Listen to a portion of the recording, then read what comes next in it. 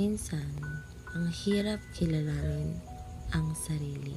Lalo na kapag araw-araw ka nang nagpapanggap. Sanay na akong mag-ayos, magpakita ng ayos. Pero deep inside, parang may nawawala.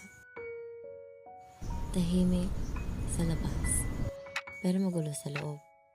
Sinusulat ko lahat, pero kahit ako, hindi ko maintindihan ang sarili ko.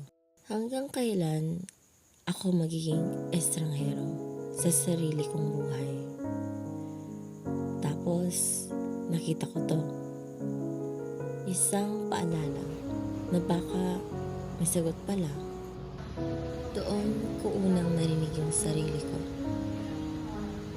Yung tunay na ako.